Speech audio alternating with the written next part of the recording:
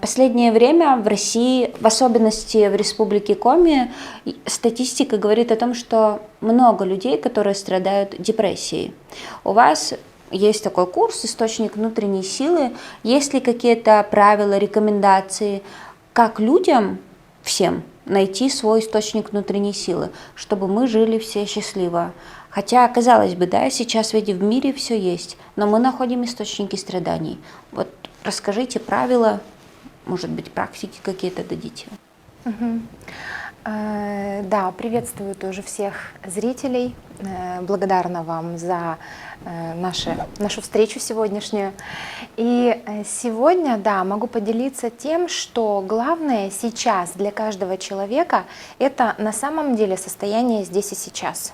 Да, то есть когда человек не может ощущать свой момент, то есть у него возникает какая-то тревожность, то есть он переживает за прошлое, за то, что когда-то случилось с ним, да, или переживает за то, что будет у него. То есть он не может просто жить в моменте, быть благодарным за то, что у него есть, да, за то, что он в моменте здесь там, имеет там, работу, свое состояние здоровья, близких вокруг, да, и человек начинает сам условно как будто бы придумывать себе стрессовые состояния, да. Естественно, бывает, что что-то происходит. Вот когда что-то происходит, тогда есть фактическая причина этого стрессового состояния, и с этим можно работать. Да? То есть в первую очередь, если человек понимает, что он не может сам справиться, то ему нужно обратиться к специалисту, к психологу в данном случае, да, если ко мне, то это гипнотерапевту, где, погружая в специальные состояния, да, в глубокие состояния, мы можем сгармонизировать состояние человека, и у него просто уйдет источник этой тревожности, источник беспокойства, источник страха, источник боли, источник переживаний, потому что каждая эмоция, каждое чувство, каждое состояние, каждая стрессовая ситуация, она остается у человека в теле, в душе и где-то там, где он не понимает, где ее искать. То есть сам человек может не понять, где найти этот источник, который его беспокоит. И это касается и тех случаев, когда нет какой-то реальной причины, да, для страданий, для депрессии. Все у человека внешне хорошо. Да, у него есть семья, у него есть друзья, есть работа, есть какое-то его развитие внутреннее, да, какое-то внутреннее ощущение, но у него в любом случае появляется какая-то тревожность.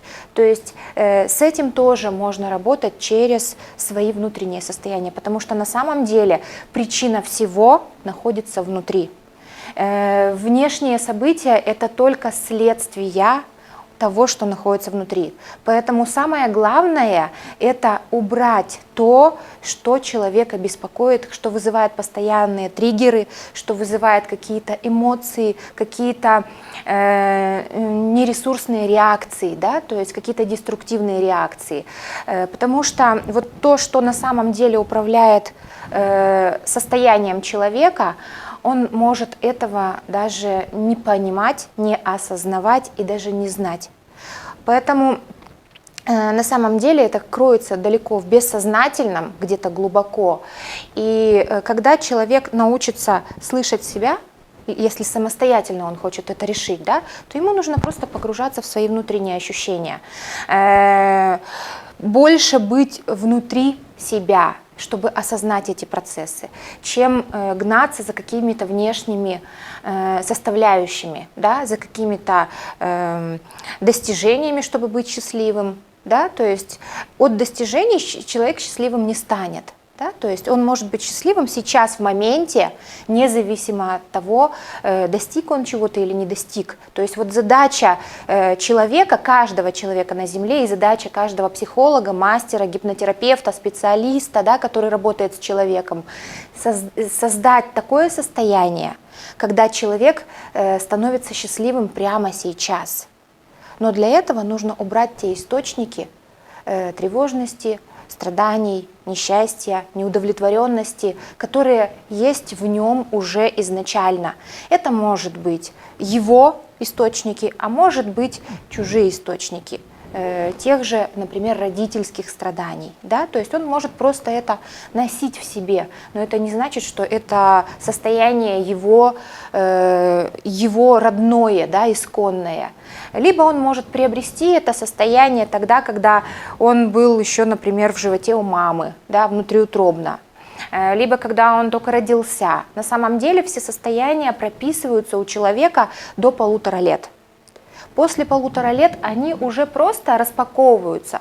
То есть все зачатки уже заложены в человека. Вот все, как прошел период до 1,5 лет, это самый важный период в жизни человека, потому что в нем закладываются определенные программное обеспечение, так сказать, да? А потом вот эти зачатки, они уже начинают в жизни распаковываться через ситуации, через события, через встречи определенных людей, через какие-то ситуации, там, счастливые, несчастливые. То есть все это начинает просто в человеке как зерно прорастать и раскрываться.